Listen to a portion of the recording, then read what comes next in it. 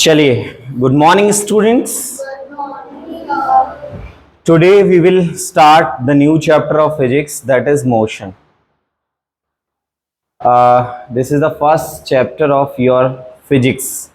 आप सभी जानते होंगे क्लास 9th में, और इसके पहले आप लोगों ने साइंस पढ़ी होगी। साइंस को बेसिकली 3 पार्ट्स में हम कैटेगराइज करते हैं, फिजिक्स, केमिस्ट्री एंड बायोलॉजी। ठीक है ना। अब जो बेसिकली जो फिजिक्स, केमिस्ट्री एंड बायोलॉजी है, ये क्या होती है? साइंस की ब्रांचेज ही होती हैं। क्या होती है? साइंस की ब्रांचेज। बट अब जो साइंस होता है वो बहुत वास्ट है, बहुत बड़ा है, तो हमने क्या कर दिया, इसको कह सकते हैं ब्रांचेज ऑफ साइंस में कैटेगराइज कर दिए, जिसमें हम एक कह सकते हैं एक ब्रांच है फिजिक्स। फिजिक्स के अंदर आपके 9th में एक चैप्टर है, दैट इज मोशन। अब सवाल आता है कि सर व्हाट इज मोशन? ये मोशन, अच्छा एक चीज और मैं आपको बताऊंगा कि जो मोशन होता है ये एक फिजिक्स की ब्रांच का पार्ट है, जिसको हम क्या कहते हैं? स्टैटिक्स या फिर डायनेमिक्स या काइनेमेटिक्स। ये स्टैटिक्स, डायनेमिक्स एंड काइनेमेटिक्स एक फिजिक्स की ब्रांच है, जिसको हम मैकेनिक्स बोलते हैं। क्या बोलते हैं? ये अभी नहीं समझोगे, ये 11th का पार्ट है। जब 11th में एक आप फिजिक्स शुरू करते हो तो वहां एक पूरी यूनिट आती है काइनेमेटिक्स, जिसमें जेई नीट के अंदर काफी अच्छा क्वेश्चंस यहाँ पे पूछे जाते हैं।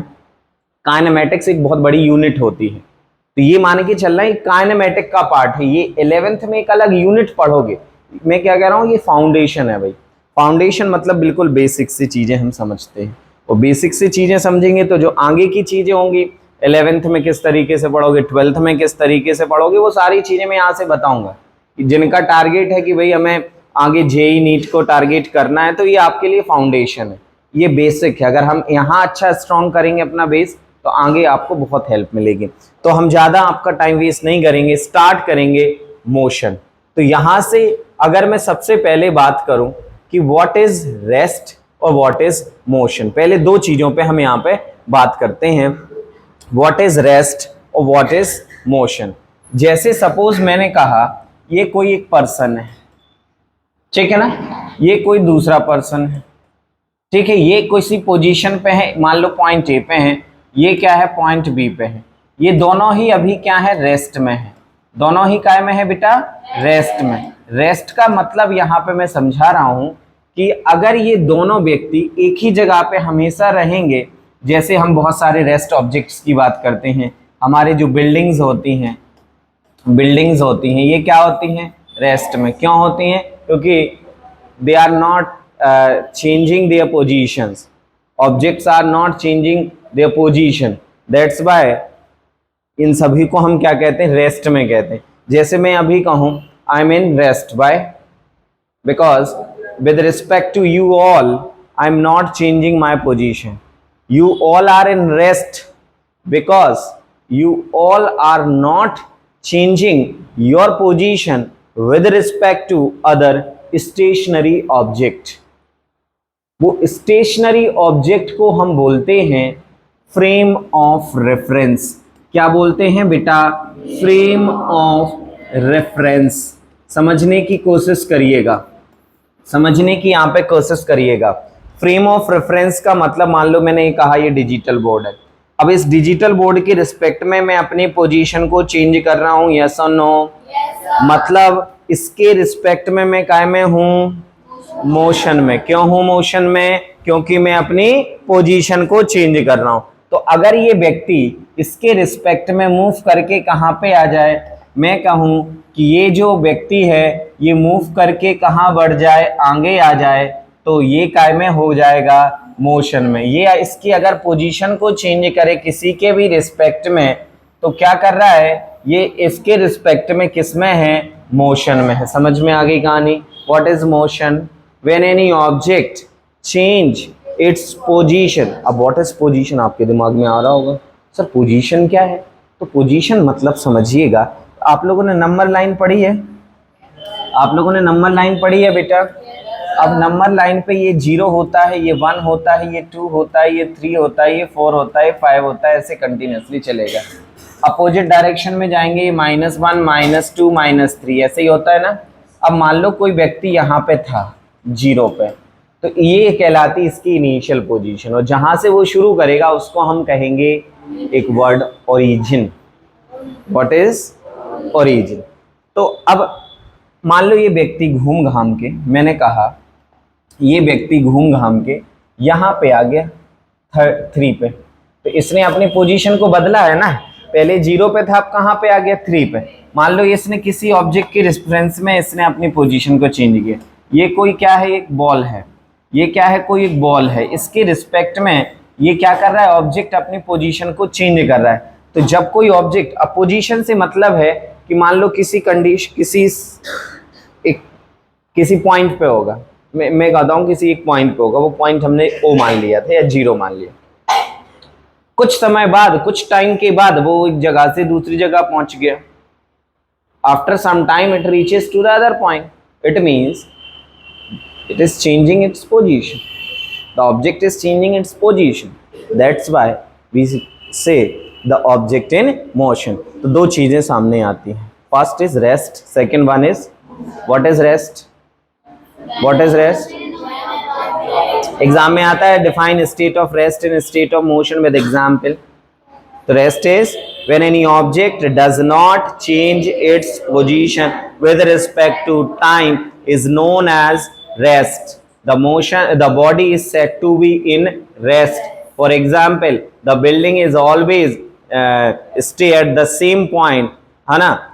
That means the building is always said to be in state of rest with the other objects, है ना?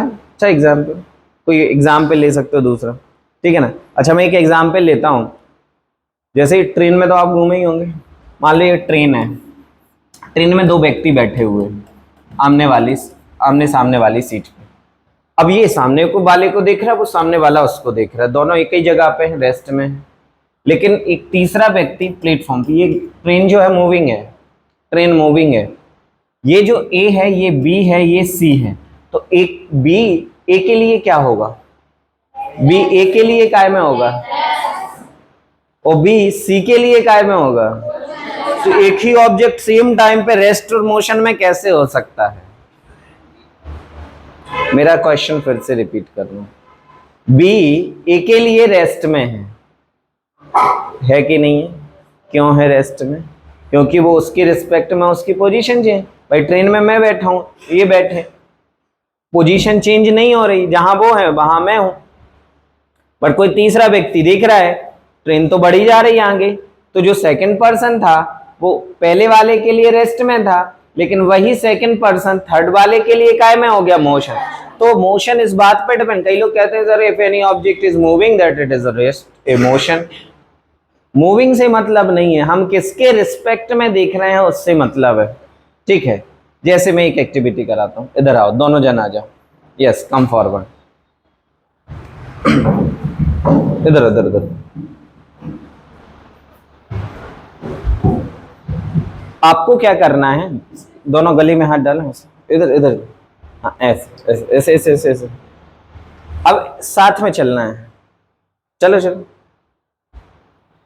एक दूसरे, हाँ आ जाओ आ जाओ। एक दूसरे के रिस्पेक्ट में ये रेस्ट में होते थे कि मोशन में थे? रेस्ट में थे या मोशन में थे? एक दूसरे के रिस्पेक्ट में। क्यों थे रेस्ट में? क्योंकि एक दूसरे के रिस्पेक्ट में पोजीशन चेंज नहीं हो रही थी। लेकिन मैं अगर इनको देखता तो मैं क्या क्या कहता है इसको कि मोशन, क्योंकि इनकी पोजीशन। समझ में आ गई ना? मोशन इस बात पर डिपेंड नहीं करता कि मूविंग ऑब्जेक्ट है, मोशन इस बात पर डिपेंड कर रहा है कि वो किसके रिस्पेक्ट में हम उसकी बात कर रहे हैं। Is it clear? अब वो गलत फहमी जो थी वो मोशन को लेके वो तो दूर हो गई ना, ये होता है मोशन। आगे बढ़ते हैं तो यहाँ पे क्लियरली डेफिनेशन लिखा है रेस्ट की। A body is said to be in state of rest when, देखो क्लियरली बोला है, when its position does not change with respect to reference point. ये बात नोट कर लीजिएगा, reference point, it is very important. आप लिखोगे नहीं गड़बड़ हो जाएगा। भाई मोशन की बात करें, a body is said to be in state of motion when its position change continuously with respect to the point, with respect to reference point is known as motion. अभी मैंने बहुत सारे एग्जांपल्स आपको बताए, वही बॉडी सेम टाइम पे rest में थी, वही बॉडी सेम टाइम पे मोशन में थे। ये कैसे पॉसिबल हुआ? क्योंकि रेफरेंस पॉइंट अलग अलग थे। रेफरेंस पॉइंट डिसाइड करते हैं कि बॉडी रेस्ट में होगी कि बॉडी मोशन में। कोई कंफ्यूजन? कोई कंफ्यूजन? आगे बढ़ते हैं। Motion is can be different types depending upon the path which the object is going through. सबसे पहला होता है सर्कुलर मोशन। क्या होता है? Circular motion. किसे कहते हैं भैया? Circular motion. ये मोशन के टाइप पे हम चर्चा कर रहे हैं थोड़ा सा जल्दी से। जब कोई ऑब्जेक्ट किसी सर्कुलर पाथ पे मूव करे, जब कोई ऑब्जेक्ट किसी सर्कुलर पाथ पे मूव करे, उसको हम क्या कहेंगे बेटा? सर्कुलर मोशन कह देंगे। क्या कह देंगे? ये भाई साहब अगर ऐसे चक्कर लगाएं तो कौन सा मोशन कहलाएगा? सर्कुलर मोशन कहलाएगा। क्या कहलाएगा बेटा? तो if any object is moving along a circular path is known as circular motion. जैसे एक इरेजर दो। हाँ,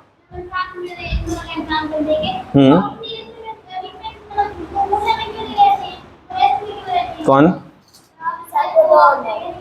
रस्सी नहीं, चलो रहने। ए और बी किस में रहते हैं?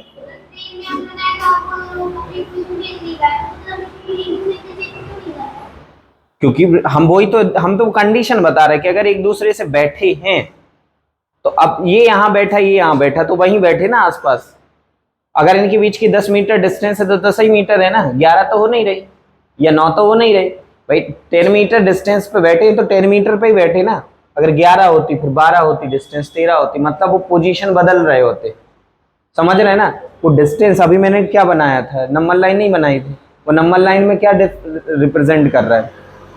वो मीटर रिप्रेजेंट कर रहा है कि किसी टाइम पे 10 मीटर, फिर 5 मीटर, फिर 2 मीटर, फिर 1 मीटर।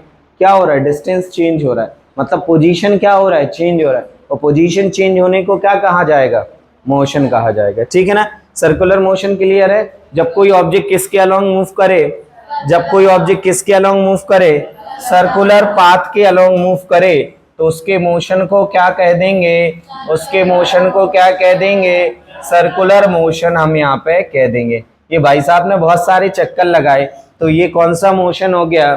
सर्कुलर मोशन हो गया। क्लियर है बात? चलिए आगे बढ़ते हैं। दूसरा होता है लीनियर मोशन। और in a straight path, in a straight path, मान लो मैंने यहाँ पे एक स्ट्रेट लाइन बनाई ये स्ट्रेट लाइन। अब कोई व्यक्ति अगर मूव करे किसके अलोंग? अगर मूव करे किसके अलोंग बेटा? एक स्ट्रेट लाइन के अलोंग। अगर कोई ऑब्जेक्ट किसी स्ट्रेट लाइन के अलोंग मूव करता है तो इसका जो मोशन कहलाएगा, motion in a straight line कहलाएगा। क्या कहलाएगा बेटा? Motion in a straight line कहलाएगा। क्लियर है बात? पहला हमने कौन सा मोशन पढ़ा? सर्कुलर मोशन की बात करी। दूसरा हमने लीनियर मोशन कह सकते हैं, motion in a straight line, motion in a straight line. अभी वहीं हम तीसरी मोशन की बात करते हैं, ऑसिलेटरी या vibration. To and fro path of with respect to its origin. जैसे आप लोगों ने घड़ी का पेंडुलम देखा है? घड़ी का पेंडुलम देखा आप लोगों ने? ये मान लो एक घड़ी का पेंडुलम है। अगर मैं कहूं कि ये पेंडुलम, एक मिनट रुकिएगा, ये इस तरीके से, अरे ये घूम क्यों नहीं रहा? हाँ, अरे ये रोटेट होना चाहिए ना। हाँ, ये होगा। ऐसे ऐसे मूव करे, ऐसे ऐसे करता है ना, अपने मेन पोजीशन से मूव करता है इस तरीके से कि नहीं? इस टाइप के मोशन को क्या कहा जाएगा? Vibratory motion. समझ गए ना? Pendulum is the right example. To and fro motion है ना, इज नोन एज वाइब्रेटरी या ऑसिलेट। इन टाइप के motion, circular motion. What is circular motion? जल्दी जल्दी रिपीट करो यहाँ पे। What is circular motion? Along the circular path is known as. Second one is known as straight motion, as straight line. Third one is to and fro is known as vibratory motion, या इसको हम क्या कह देते हैं, oscillatory motion. क्या कह देते हैं बेटा, ऑसिलेटरी मोशन। तो we have discussed the 3 types of motion, ठीक है ना। तो हमने मोशन की बात करी, टाइप्स ऑफ मोशन। अब कुछ क्वांटिटीज होती हैं स्केलर क्वांटिटीज और वेक्टर। अब हमें यहाँ पे एक क्वांटिटी पे डिस्कशन करते हैं, स्केलर क्वांटिटी और वेक्टर क्वांटिटी। समझिएगा ध्यान से, स्केलर क्वांटिटीज और दूसरा हम बात कर रहे हैं यहाँ पे वेक्टर क्वांटिटीज के बारे में। वेक्टर क्वांटिटीज के बारे में हम यहाँ पे डिस्कशन करेंगे। What is scalar quantities? What are the scalar quantities? which having only magnitude, which having to represent। देखो बेटा, देखना जरूरी था वहां पे। जो आ रहा है आने दो, जो जा रहा है जाने दो, अपन को यहाँ ध्यान देना है। मैं बात कर रहा हूं यहाँ पे स्केलर क्वांटिटीज की, ऐसी क्वांटिटी जिनको रिप्रेजेंट करने के लिए, आप क्वांटिटी का मतलब समझ लो, वो सभी चीजें जिनको मेजर किया जा सके, known as quantities. Physical quantities बोलते हैं बेसिकली।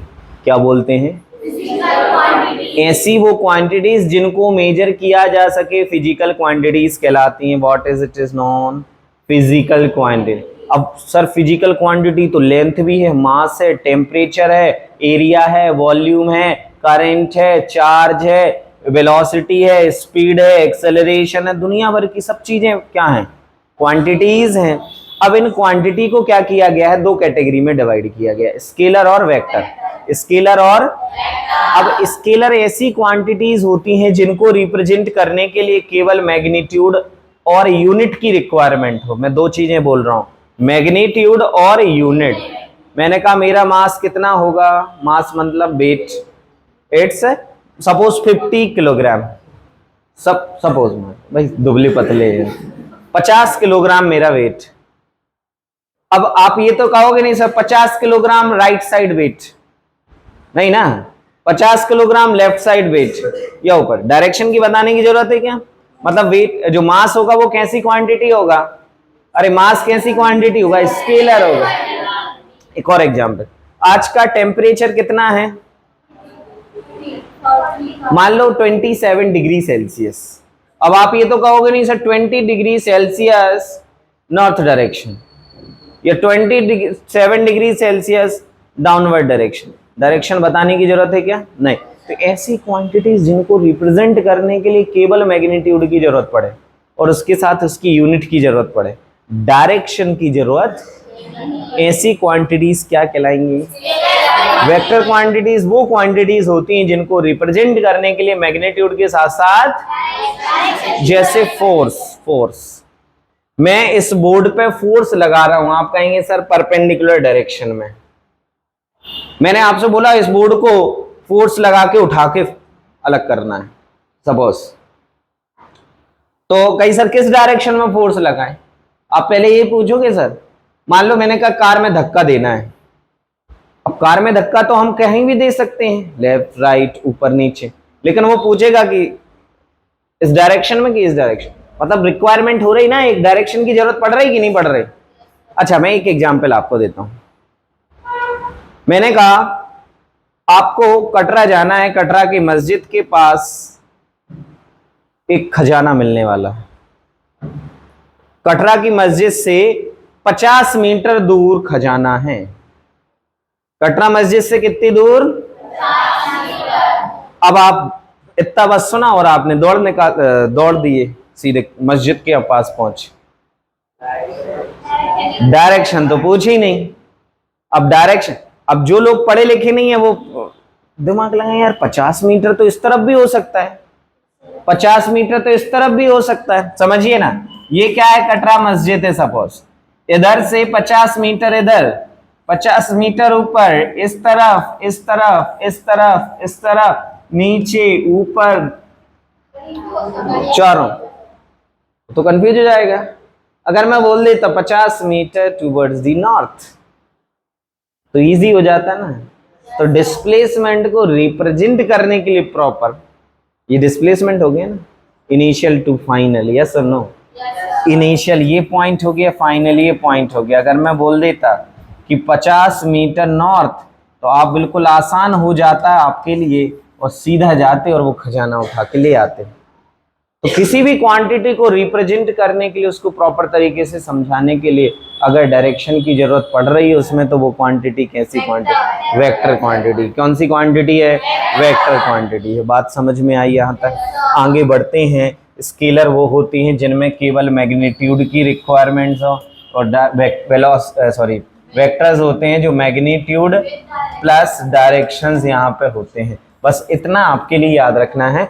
11th क्लास में, 11th में अगर आपने मैथ्स लिया या फिर बायो लिया तो आपको क्या होगा, एक पूरा चैप्टर ही है वेक्टर एनालिसिस, पूरा चैप्टर है वेक्टर एनालिसिस, जहां आप वेक्टर के बारे में बहुत डिटेल में यहाँ पे समझोगे।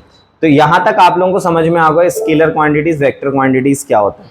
अब हमारा जो मेन टॉपिक है वो है आज का डिस्टेंस और डिस्प्लेसमेंट। अभी what is distance, what is displacement, समझिएगा। व्हाट इज डिस्टेंस और व्हाट इज डिस्प्लेसमेंट, एक बहुत अच्छा एग्जाम्पल मैं आपको समझा रहा हूं, ठीक है। एक बहुत अच्छा एग्जाम्पल यहाँ पे मैं समझा रहा हूं आपको, ठीक है। जैसे मान लो ये 4 दोस्तों के घर हैं, राम श्याम भगवान, है ना, एक आध और, ठीक है। और ये उनकी स्कूल है, ये इनकी क्या है? स्कूल है, ठीक है। अब इनको जाना है स्कूल, या कोई दोस्त हैं, यहाँ पे 4 दोस्त हैं, इनके घर हैं। अब ये पहला वाला दोस्त सबसे पहले निकलता है, जो सबसे दूर होता है, वो जाएगा बी के पास। कहाँ जाएगा? फिर जाएंगे वो दोनों सी के पास, फिर दोनों जाएंगे, फिर यहाँ कहीं समोसे की दुकान है, नाश्ते की शॉप है ना, अब वो जाएंगे सभी नाश्ता करने ई पॉइंट पे, फिर जाएंगे आराम से स्कूल। अब समझिए, इस पूरी कहानी का मतलब ये है कि किसी भी ऑब्जेक्ट के द्वारा जो टोटल पाथ कवर्ड होता है that is called distance. What is distance? Is known as, समझ गए? इसने पूरी डिस्टेंस कितना, ये डिस्टेंस, ये इसका total distance. What is displacement? What is, तो ए और बी के बीच का जो शॉर्टेस्ट पाथ रहा होगा इसको कहा जाएगा डिस्प्लेसमेंट।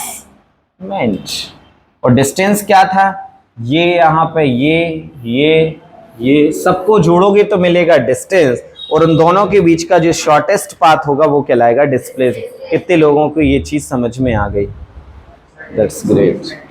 डिस्प्लेसमेंट, जैसे ये भाई साहब जो थे इनिशियल यहाँ से चलना शुरू किए, ऐसे गए, ऐसे इधर आ गए, तो ये जो था ये एक्चुअल पाथ था। ये क्या था? एक्चुअल पाथ था। वो जो एक्चुअल पाथ होता है is travel by object during the journey from initial position to its final position is called distance. ये बढ़िया डेफिनेशन है, अच्छी डेफिनेशन, आप इसको रटो नहीं, आप अपने मन से लिख लो।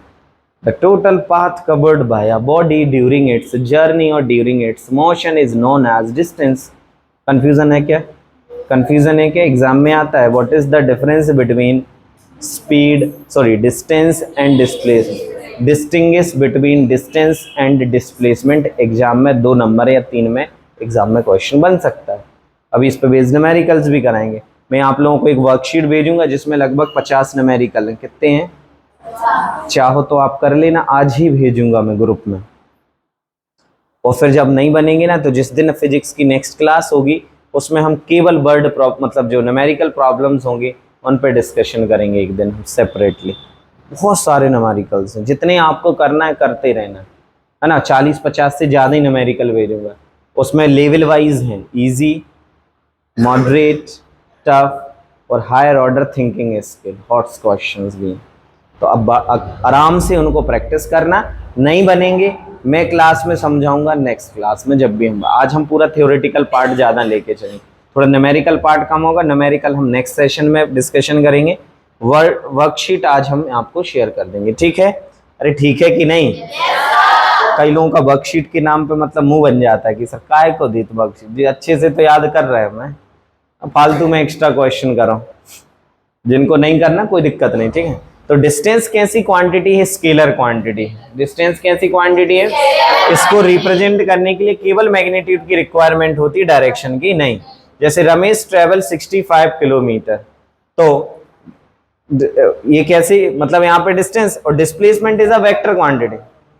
What is displacement? The shortest distance between initial and final position. और ये कैसी क्वांटिटी है? वेक्टर। इसको रिक्वायरमेंट होता है बोथ मैग्नीट्यूड एंड डायरेक्शन। जैसे यहाँ पे रमेश 65 किलोमीटर चला तो डिस्टेंस मेजर होगा। वहीं अगर मैं कहें Ramesh travel 65 kilometre south west direction from the clock tower, from the clock tower. Clock tower हो गया इनिशियल पोजीशन। 65 किलोमीटर किस डायरेक्शन में? किस डायरेक्शन में? साउथ वेस्ट डायरेक्शन, तो वो उसकी डायरेक्शन होगी, तो वो कहलाएगा डिस्टेंस। जैसे मैंने अभी एग्जांपल दिया था, मस्जिद से 5 मीटर या 50 मीटर की डिस्टेंस पे नॉर्थ, तो डिस्प्लेसमेंट हो गया ना। अगर मैं अकेला बोल देता 50 मीटर तो फिर वो डिस्टेंस हो जाता, क्योंकि वो डायरेक्शन पर डिपेंड नहीं कर रहा था, कहीं भी चले जाओ 50 मीटर तो वो हो गया डिस्टेंस। मैं कह देता कि मस्जिद से नॉर्थ डायरेक्शन में 50 मीटर, वो हो जाता है डिस्प्लेसमेंट। समझ में आ गई बात समझ में आई कि नहीं आई? What is distance? What is distance? What is displacement? What is example समझा लोगे आप? विथ एग्जाम्पल आएगा तो समझा लोगे। सुरेश, महेश, जो भी लेना हो, अभी मैंने वो वाला एग्जाम्पल दिया आपको, आप अपने मन से कोई एग्जाम्पल बना लो, सिंपल है कहानी। ओके, अब कुछ क्वेश्चन है। अगर कोई ऑब्जेक्ट सर्कुलर पाथ ही ऑब्जेक्टिव में आ जाता है, if any object moving along a circular path in one complete revolution, what is distance, what is displacement? एक चक्कर घूमने में, एक चक्कर घूमने में टोटल डिस्टेंस कितना कवर होगा? एक चक्कर घूमने में टोटल डिस्टेंस कितना कवर होगा? जल्दी से बताइएगा। एक चक्कर घूमने में डिस्टेंस कितना कवर होगा? भाई डिस्टेंस जो होगा इट्स 2 पाई आर। बहुत बढ़िया, किसने बोला? गुड, बहुत बढ़िया। और डिस्प्लेसमेंट कितना होगा? 0 क्यों होगा?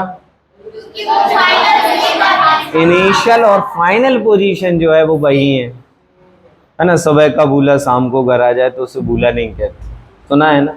हम गए घूम घाम के वापस से वहीं आ गए, डिस्प्लेसमेंट क्या है? डिस्टेंस जितना कवर किया वो हो जाएगा, टोटल पाथ जितना कवर किया वो हो जाएगा, that is displacement, sorry distance. समझ में आई कहानी?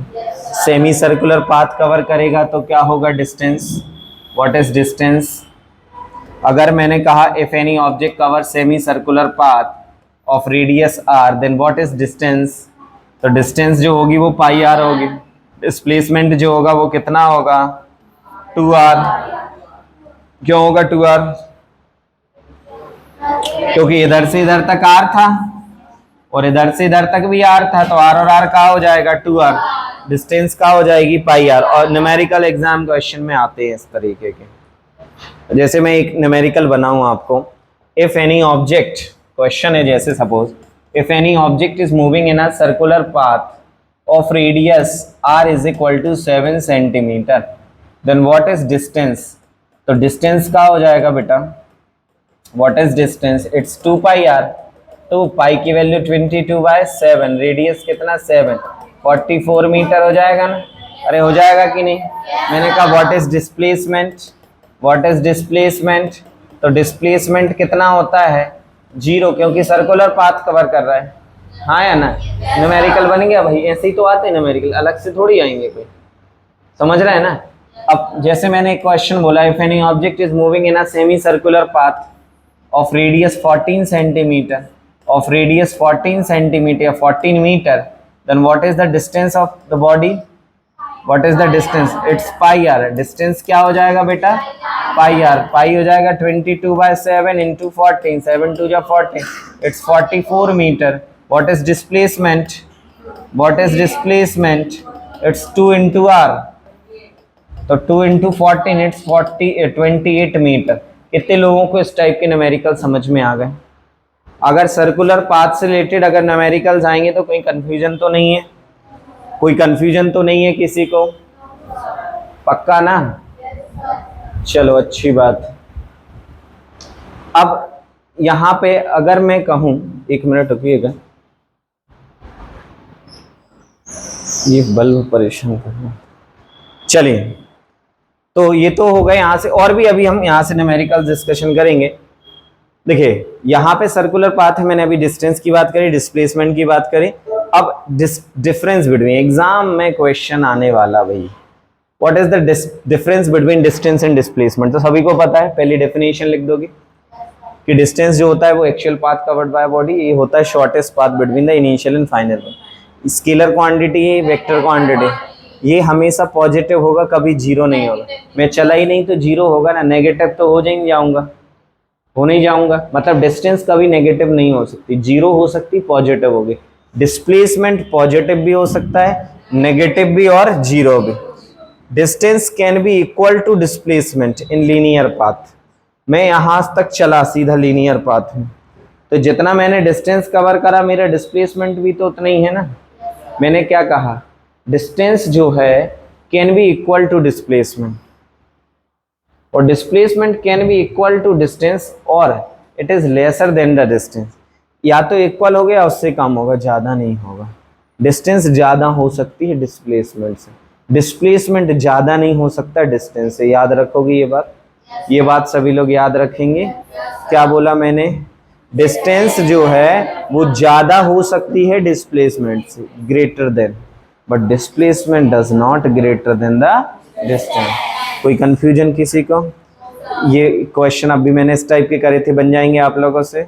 अरे हाँ या ना? रेडियस कितना दिया है, 10 सेंटीमीटर, तो आर की वैल्यू 10 रख लेना, आंसर आ जाएगा। ये जैसे यहाँ पे क्वेश्चन, हाँ ये अच्छा क्वेश्चन है, इस टाइप के क्वेश्चन जरूर आ जाते हैं। जैसे मैंने अब पहले तो कुछ डायरेक्शन से रिलेटेड बातें समझ लो, डायरेक्शन से रिलेटेड बातें समझ लो। देखो ऐसे आप खड़े हो, ठीक है, आपके सामने जो है ये जो पार्ट होता है right side, this is east, उसके लेफ्ट जो होता है वेस्ट, ऊपर हेड वाला होता है नॉर्थ, ये होता है साउथ। मैंने कहा if any object start in moving north direction by 12 kilometre, by 12 kilometre, एक पॉइंट से एक ऑब्जेक्ट ने चलना शुरू किया और 12 किलोमीटर चला। कितना किलोमीटर चला? 12 किलोमीटर। किस डायरेक्शन में? North direction. Then turn right and move 5 kilometre east. Turn right and move 5 kilometre east. तो 5 किलोमीटर चला, कहाँ पे? ईस्ट की तरफ। कितने किलोमीटर चला? 5 किलोमीटर चला। तो what is its distance and what is its displacement? What is distance? What is distance? हाँ 17 हो जाएगा। और डिस्प्लेसमेंट क्या होगा? बहुत बढ़िया, वेरी नाइस। हम क्या करेंगे, शॉर्टेस्ट पाथ जो होगा, ये शॉर्टेस्ट पाथ जो होगा ये हमारा डिस्प्लेसमेंट होगा भाई। अरे हो जाएगा कि नहीं? अब ये राइट एंगल ट्राइंगल फॉर्म कर रहा है कि नहीं कर रहा है? तो आपने कभी ना कभी तो पाइथागोरस थ्योरम पढ़ी होगी, hypotenuse square is equal to perpendicular square plus base square. यहाँ से पर 12 हो जाएगा, ये हो जाएगा 5 स्क्वायर, 12 होता है 144, ये होता है 25, कितना होगा? 169। तो ये 13 मीटर हो जाएगा ना, या 13 किलोमीटर, नहीं समझे? तो हाइपोटेनियस कितना हो जाएगा? तो डिस्प्लेसमेंट कितना होगा? समझ गए ना? तो ऐसे डिस्टेंस और डिस्प्लेसमेंट निकाल लोगे। डायरेक्शंस बेस्ड क्वेश्चन आ जाते हैं एग्जाम में कंफ्यूज करने के लिए। कोई कंफ्यूजन है आप लोगों में से किसी में? Is any confusion? Pythagoras theorem जानते हो? हाइपोटेनस मतलब जो बड़ी वाली साइड होती है उसका स्क्वायर बाकी की दो साइड्स जो होती हैं उनके स्क्वायर के सम के बराबर होता है। इसको हम पाइथागोरस थ्योरम कहते हैं। क्या कहते हैं? That's.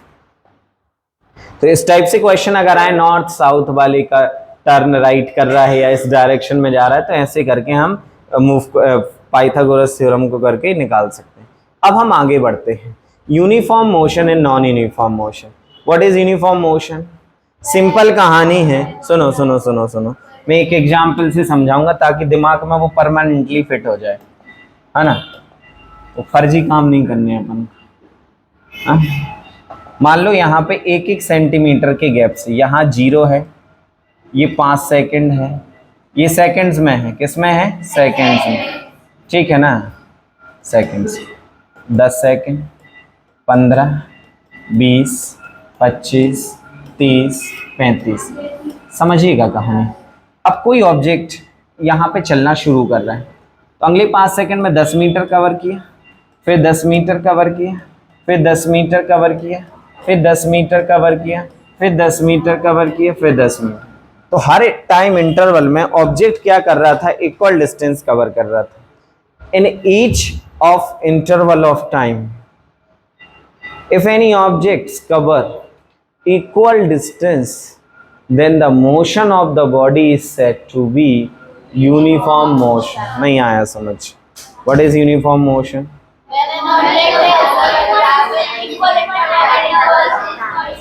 When any object cover equal distance in equal interval of time is known as कोई प्रॉब्लम है? अब आगे यहाँ पे समझ गए होगी यूनिफॉर्म मोशन क्या होता है। अब ये एस मतलब डिस्टेंस को रिप्रेजेंट कर रहा है, यहाँ पे टाइम, एक जगह टाइम होना चाहिए एक्चुअल में, तो डिस्टेंस किसके रिस्पेक्ट में, when a body travel equal distance in equal interval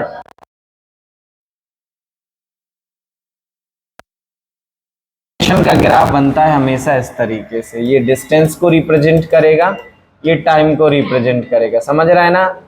और डिस्टेंस और टाइम के बीच में एक लीनियर ग्राफ बनता है, क्या बनता है, एक लीनियर ग्राफ यहाँ पे फॉर्म होगा। आगे बढ़ते हैं नॉन यूनिफॉर्म मोशन। अब नॉन यूनिफॉर्म मोशन का मतलब होता है, जैसे अब मैं एक और एग्जांपल आपको बताता हूँ। मैं गाड़ी चला रहा था, मुझे बढ़िया खुला रोड मिला, मैंने अच्छे से गाड़ी चलाई एक जैसी स्पीड से, मेरा हर बार टाइम में मैं इक्वल डिस्टेंस कर रहा था, लेकिन कहीं ट्रैफिक आ गया, कहीं ब्रेकर आ गए, कहीं फिर रोड, कहीं गड्ढा आ गया, कहीं पानी गिर रहा है, तो मैं क्या करूँगा, कभी तेज चलाऊंगा, कभी स्लो, कभी तेज कभी स्लो, कभी उतने ही टाइम में ज़्यादा डिस्टेंस कवर कर लूँगा, कभी उतने ही टाइम में थोड़ी सी डिस्टेंस कवर कर पाऊंगा। तो क्या होगा, तो डेफिनेशन क्या होगी non uniform, when any objects move unequal distance in equal interval of time is known as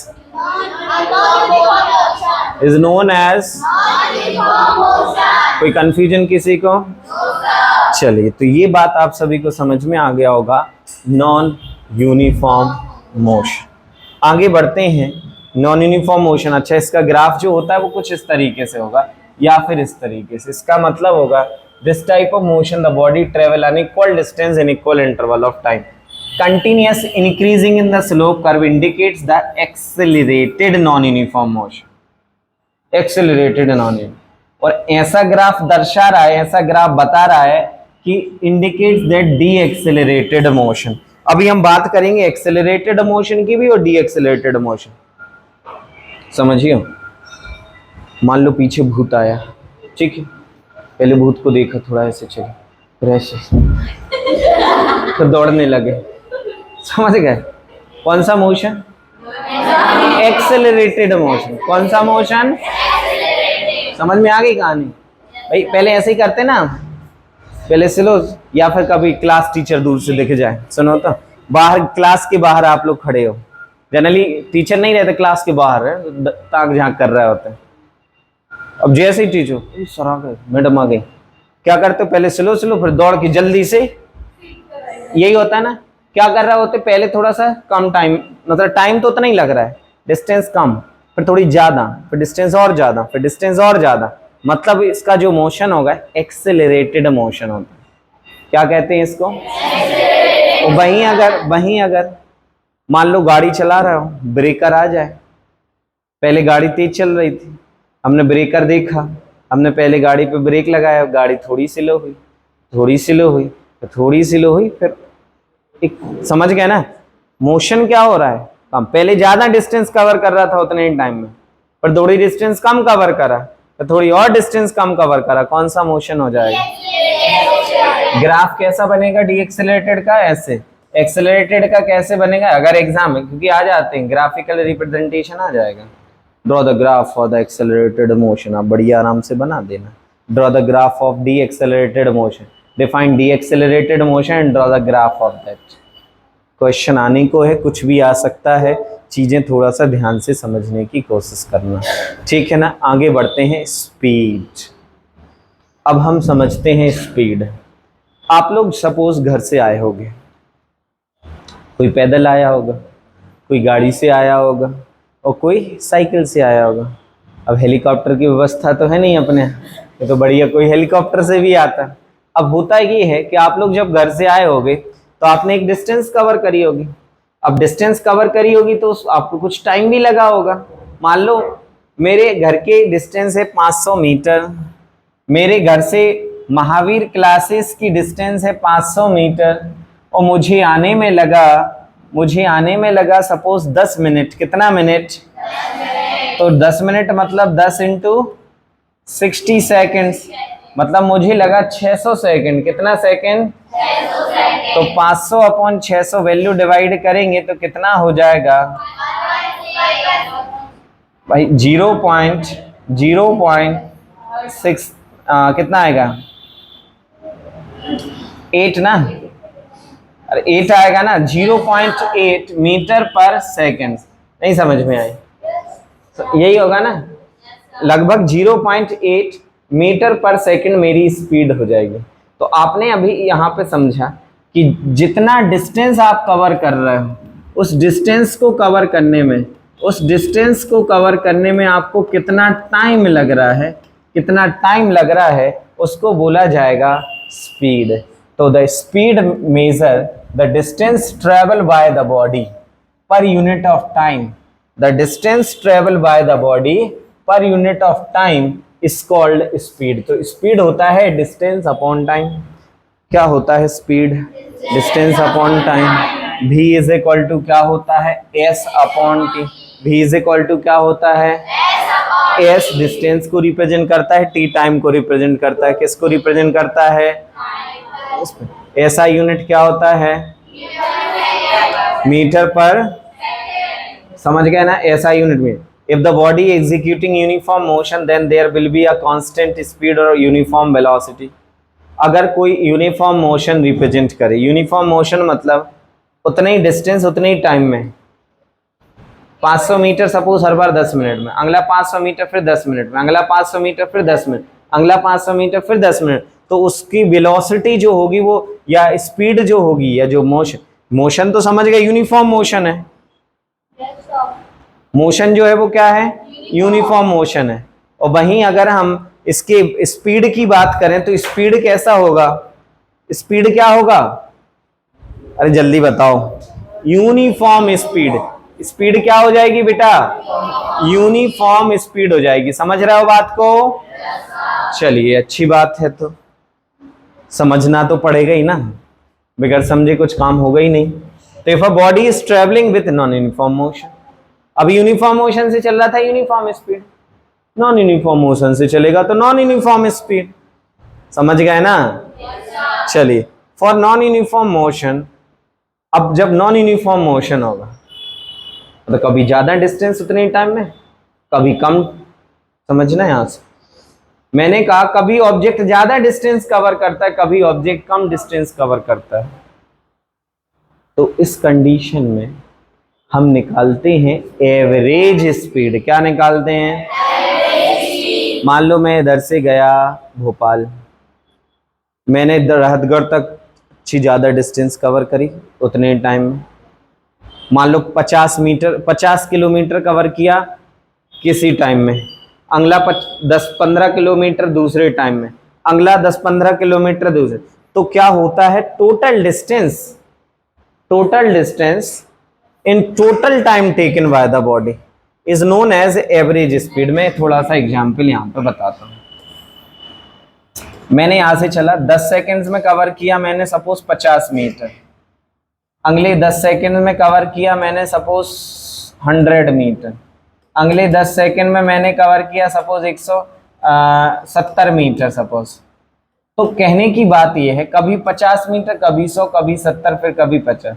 तो क्या होगा? हम यहाँ पे एक स्पीड नहीं निकाल पाएंगे। आप कहोगे सर किस स्पीड से आए आप? इधर ज्यादा स्पीड थी, इधर थोड़ी कम स्पीड थी, इधर थोड़ी, समझ गए ना कहानी, स्पीड अलग अलग थी। तो ऐसे में हम क्या निकालते हैं, एवरेज स्पीड। तो एवरेज स्पीड क्या होता है,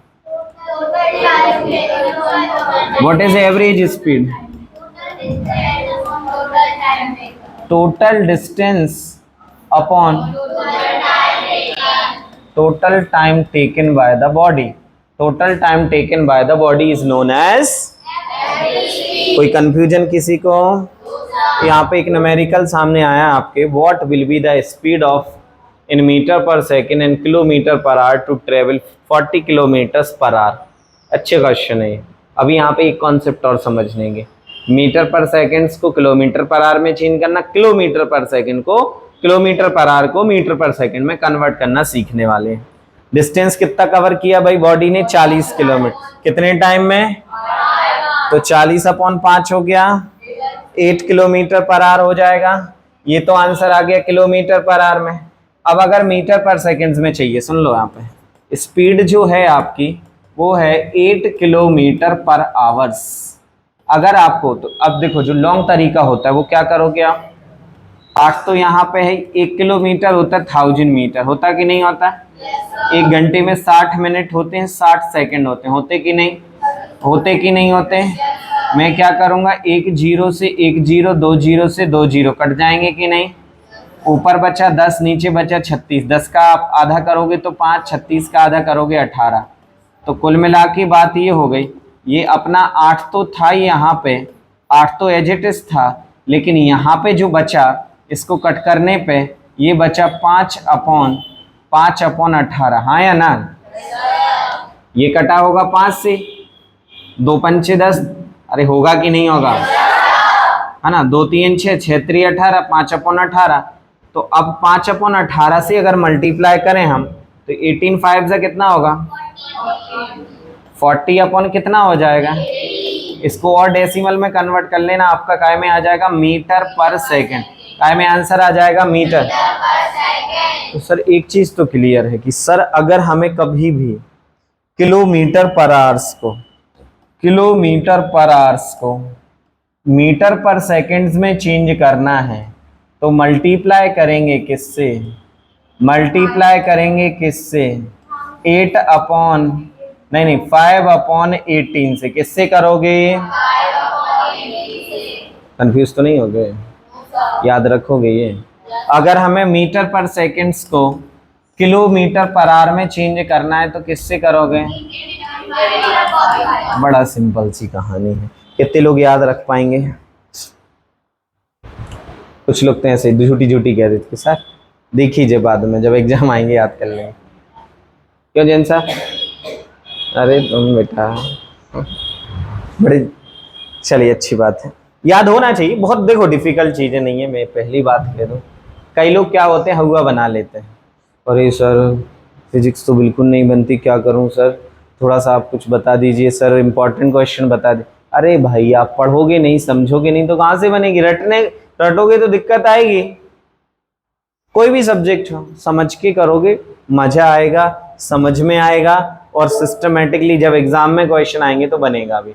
इस तरीके से हम इसको जब डिवाइड करेंगे तो 2.22 मीटर पर सेकेंड आंसर आ जाएगा। अब आती बात नेक्स्ट वेलोसिटी की। इसकी सिंपल कहानी है, या तो हम ये कह दें कि total displacement cover up by a body in a particular time is known as displacement, sorry velocity, या फिर ये कह दें speed in particular time, speed in particular time. आज मैं आपको एक वीडियो शेयर करूंगा, मेरी ही बनाई हुई है ना, शॉर्ट वीडियो, उसको बाकी लोगों में शेयर कर दी है, ठीक? हाँ, आज मैं आपको ग्रुप में डाल दूंगा, ठीक है? स्पीड और वेलोसिटी मैंने वहां पे अच्छे से समझाई हुई है प्रैक्टिकली एक्सपेरिमेंट के द्वारा। भाई वेलोसिटी जो होता है वो स्पीड इन पर्टिकुलर डायरेक्शन, ऐसा भी बोल दो। स्पीड होता है डिस्टेंस अपॉन टाइम, अब वेलोसिटी का होगी sir speed in a particular time, a particular direction is known as velocity. या इसको हम ऐसा भी बोल सकते हैं कि it is a speed of a body in a given direction, बात वही है। या the ratio of displacement of time is known as velocity. भाई डिस्प्लेसमेंट और टाइम के रेशियो को क्या कह देंगे? वेलोसिटी। वेलोसिटी कैसी क्वांटिटी है? Vector quantity.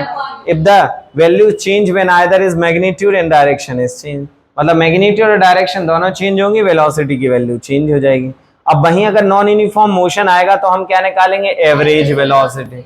एवरेज वेलोसिटी होता है total displacement upon time, total displacement upon, या दूसरा तरीका भी है, initial velocity plus final velocity upon two u plus v upon two, ये एवरेज वेलोसिटी का फॉर्मूला है, u plus v upon two. u याद रखिएगा, ये बहुत काम की चीज है। u मतलब रिप्रेजेंट फॉर इनिशियल वेलोसिटी। समझ लो इनिशियल से मतलब क्या है, मैंने गाड़ी चलाना शुरू किया, मेरी स्पीड 30 मीटर पर सेकंड किलोमीटर पर आवर थी, स्पीड मीटर जो बता रहा था वो 30 किलोमीटर पर आवर बता रहा था, लेकिन कुछ समय बाद मेरी स्पीड जो हो गई वो सपोज मान लो 60 किलोमीटर पर आवर, तो इनिशियल प्लस फाइनल अपॉन 2 कर दोगे, आपको एवरेज वेलोसिटी मिल जाएगी। समझ में आ गई कहानी, बात समझ में आ रही है? तो इस तरीके से हम u प्लस v अपॉन 2 से क्या निकाल सकते हैं, एवरेज वेलोसिटी फाइंड कर सकते हैं। आगे क्वेश्चन है, during first half of the journey, एक न्यूमेरिकल क्वेश्चन अच्छे से। During first half of the journey a body is travel with the speed of 40 kilometre per hour, in next half travel with the speed of 20 kilometre, calculate the average speed of whole journey. पहले क्या कर रहा था भैया, 40 से, दूसरे में 20 से, 40 प्लस 20 अपॉन 2 कितना हो गया, 60 अपॉन 2 मतलब 30 किलोमीटर पर आवर। आंसर आ गया भाई। जो पहले वाली स्पीड होगी उसकी इनिशियल होगी, बाद वाली जो वेलोसिटी होगी वो फाइनल होगी, दोनों को जोड़ दिया अपॉन 2 कर दिया, एवरेज वेलोसिटी आ गई, अपनी एवरेज स्पीड आ गई। कोई प्रॉब्लम, कोई प्रॉब्लम किसी को? अब डिस्टेंस इज इक्वल टू क्या होता है, स्पीड इनटू टाइम होता है। अरे भाई, speed is equal to distance upon time, so distance is equal to speed into time. अगला क्वेश्चन कह रहा, car travel 20 kilometre in the first hour, पहले घंटे में कितनी किलोमीटर ट्रेवल करता है? वहीं 40 kilometre in second hour and 30 kilometre in the third hour, ठीक है ना? तो पहली स्पीड होगी 20 किलोमीटर पर आवर से, दूसरी में होगी 40 किलोमीटर, थर्ड में कितनी होगी? टोटल डिस्टेंस 20, 40 और 30, कितने घंटे लग रहे होंगे टोटल टाइम? 3। 90 अपॉन 3 डिवाइड किया 30 किलोमीटर पर आवर, उसकी एवरेज स्पीड हो जाएगी। भाई एवरेज स्पीड का फॉर्मूला मैंने क्या बताया?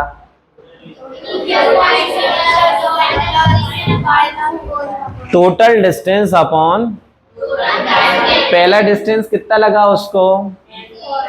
20 किलोमीटर कवर किया, फिर कितना कवर किया, फिर कितना डिस्टेंस कवर किया? कंफ्यूज तो नहीं होगी एग्जाम में न्यूमेरिकल आएंगे तो? पक्का ना? कई लोग न्यूमेरिकल देखते और डर जाते हैं कि सर ये क्या हो गया, ये नंबर्स कहाँ से आ गए क्या? अरे आसान है भाई, बहुत आसान है। अभी तक मैंने कितने सारे, अभी 10 न्यूमेरिकल हम डिस्कशन कर ही चुके हैं। कोई कन्फ्यूजन रहा क्या? नहीं, आसान चीज़ें समझोगे तो बनेगा। आगे बढ़े, हम आगे बढ़े। मैंने क्या कहा, मैं अभी बीच में एक एक दो दो न्यूमेरिकल कराए हैं, आपको 40-50 न्यूमेरिकल आज ग्रुप में आ जाएंगे, दिन भर बैठ के आराम से सॉल्व करना, जो ना बने मैं नेक्स्ट सेशन में आपको जो है पूरे न्यूमेरिकल्स करा देंगे। Acceleration, rate of change of velocity is known as acceleration, ये होती डेफिनेशन। व्हाट? कोई आपसे पूछे सर डिफाइन एक्सेलरेशन, आप कहेंगे sir the acceleration is very simple thing, it is a rate of change of velocity is known as acceleration. मान लो मैं एक यूनिफॉर्म मोशन से चल रहा था तो मेरा भी एक्सेलरेशन नहीं होगा। अपन कहते गाड़ी में एक्सेलरेटर होता है ना, एक्सेलरेटर क्या करता है? स्पीड ना कह के हम एक पर्टिकुलर डायरेक्शन में लें तो वो वेलोसिटी हो गया, तो हम ऐसा भी तो कह सकते वेलोसिटी बढ़ा रहा है, यही कह सकते ना। हम जितना एक्सेलरेटर खींचेंगे गाड़ी उतना वेलोसिटी से भागेगी। पहले 30 से चल रही थी, फिर 40 से, 40 के बाद 50, 50 के बाद 60, 60 के बाद 70, 70 के बाद 80, कंटिन्यूअसली हम एक्सेलरेट कर रहे हैं। जब वेलोसिटी लगातार बढ़े, अगर मान लो हर बार 30 ही से चलेगा, मान लो गाड़ी हर बार 30 किलोमीटर पर आवर से ही चल रही है, फिर क्या होगा? क्या एक्सेलरेशन होगा वहां पर? क्यों होगा एक्सेलरेशन? क्यों नहीं होगा एक्सेलरेशन? क्योंकि वेलोसिटी बढ़ ही नहीं रही है, चेंज ही नहीं हो रही वेलोसिटी। और वेलोसिटी चेंज होना इज नोन एज, ऐसे ही नहीं लिखेंगे, वेलोसिटी चेंज होना मीन्स एक्स, वो हम समझाने के लिए होता है, मतलब समझ रहा हो ना, व्हाट इज एक्सेलरेशन। अब अगर मैं एक्सेलरेशन की बात करूं, चेंज इन वेलोसिटी मतलब final velocity minus initial velocity upon T is known as acceleration. तो फॉर्मूला याद हो जाएगा आपको, ए इज इक्वल टू क्या होता है बेटा, ए इज इक्वल टू क्या होता है, भी इज यू इज, ये किसको रिप्रेजेंट कर रहा है, अगर फाइनल वेलोसिटी कम है, इनिशियल वेलोसिटी ज्यादा है तो पॉजिटिव होगा। दो तरीके के एक्सेलरेशन होते हैं, एक पॉजिटिव एक्सेलरेशन और एक नेगेटिव। पॉजिटिव होता है acceleration, negative acceleration is also known as deceleration या फिर ग्रेट। अब इसकी जो यूनिट होती है, अच्छा अभी हमने बहुत सारी क्वांटिटी, डिस्टेंस की यूनिट क्या होती है, मीटर। डिस्प्लेसमेंट की यूनिट क्या होती है, डिस्प्लेसमेंट की यूनिट क्या होती है, मीटर। स्पीड की यूनिट क्या होती है, ये एसआई यूनिट्स है बेटा, क्या है, एसआई को कहते हैं स्टैंडर्ड इंटरनेशनल यूनिट्स, क्या कहते हैं, या इंटरनेशनल यूनिट ऑफ सिस्टम, ऐसा भी कहीं कहीं बताया गया। बाकी standard international systems of unit होते हैं, it is a types of system of unit. 11th class में जब फिजिक्स पढ़ोगे ना तो वहां पे 4 टाइप के सिस्टम ऑफ यूनिट्स की बात करते हैं, सीजीएस, एफपीएस, एमकेएस और एसआई। हाँ, जिसमें हम क्या पढ़ते हैं, मेन एसआई सिस्टम। अभी अपन को केवल एसआई यूनिट याद रखने। वेलोसिटी की एसआई यूनिट क्या होती है, मीटर पर सेकंड। एक्सेलरेशन की एसआई यूनिट मीटर पर सेकंड स्क्वायर। और डी एक्सेलरेशन की यूनिट ये भी मीटर पर सेकंड स्क्वायर। इन 6 की यूनिट याद रखो। डिस्टेंस की मीटर, डिस्प्लेसमेंट की मीटर, स्पीड की मीटर पर सेकंड, वेलोसिटी की मीटर पर सेकंड, एक्सेलरेशन मीटर पर सेकंड स्क्वायर। और वहीं डी एक्सेलरेशन या फिर रिटार्डेशन हम बात करें तो इसकी भी क्या होती है, मीटर पर सेकंड स्क्वायर। कोई कंफ्यूजन किसी को, अरे कोई कंफ्यूजन किसी को, इसको नेगेटिव एक्सेलरेशन भी बोला जाता है, डी एक्सेलरेशन का क्या बोला जाता है, आकार of speed 40 kilometre per our तो 60 किलोमीटर पर आवर इन 5 सेकेंड। Calculate acceleration. पहले कितनी थी, पहले किलोमीटर पर आवर को मीटर 5/18 से मल्टीप्लाई किया, 11 पॉइंट समथिंग आ गया। फिर 60 किलोमीटर पर आवर था, 5/18 से किया, 16.6 आ गया। कितने टाइम में, टी इज इक्वल टू कितना है, 5 second. A is equal to होता है भी माइनस यू अपॉन टी। भी की वैल्यू कितनी, 16 माइनस 11, डिवाइड करेंगे 1.11 मीटर पर सेकेंड स्क्वायर। पहले कितने से चल रहा था, 40 से, फिर 60 से, मतलब स्पीड बढ़ी ना, वेलोसिटी बढ़ी कि नहीं बढ़ी, एक्सेलरेशन पॉजिटिव होगा कि नहीं होगा, वो कितना आएगा, 1 ये समझ में आया कि नहीं आया, अरे समझ में आया कि नहीं आया। हमेशा हमेशा जब भी एक्सेलरेशन निकालोगे पहली वैल्यू को किस में चेंज करेंगे, हम मीटर पर सेकंड में चेंज करेंगे। किस में चेंज करेंगे, हमने तरीका बताया, किससे मल्टीप्लाई करना है, 5 अपन कट करोगे आंसर आ जाएगा, इतना तो बनता होगा। फॉर्मूला मैंने अभी समझाया था कि नहीं समझाया, क्या होता है, ए इज इक्वल टू, ठीक है बात, अरे ठीक है कि नहीं है, अच्छी बात है। अगला क्वेश्चन देखो, वैसे ही कुछ है। A car travelling with the speed of 20 kilometre पर 20 किलोमीटर पर आवर से चल रही थी, come into the rest in 0.5 hours. अब रेस्ट में आ रही है, 0 मतलब आधा घंटे में वो कार रेस्ट में आ गई, और रेस्ट में आ गई मतलब फाइनल वेलोसिटी 0 हो गई होगी, नहीं हुई होगी भाई। 20 किलोमीटर पर आवर से हम चल रहे हैं और बाद में आके रेस्ट में आ जाए तो मेरी फाइनल वेलोसिटी तो 0 हो गई ना। फाइनल वेलोसिटी क्या हो गई मेरी, 0, और फाइनल वेलोसिटी 0 मतलब v की वैल्यू क्या हो जाएगी, यू की वैल्यू कितना है 20 किलो। अब पहले 20 किलोमीटर को चाहो, अब लेकिन वैल्यू इसमें आवर्स में दी गई है तो जरूरत नहीं है कन्वर्ट करने की, आंसर हमारा किलोमीटर पर आवर में ही आ जाएगा। भाई वहां पे टाइम दिया था 5 सेकंड और वैल्यू दी गई थी किलोमीटर पर आवर में। ऊपर आप देखो ना अलग अलग यूनिट्स हैं कि नहीं है, इधर है किलोमीटर और किलोमीटर, टाइम किसमें है सेकंड में, इसीलिए हमें मीटर पर सेकंड में कन्वर्ट करने की जरूरत पड़ी। और अगर मैं इस क्वेश्चन की बात करूं, किलोमीटर पर आवर में वैल्यू दी है और यहाँ पे किस में है वैल्यू, आवर्स में ही है, तो जरूरत नहीं।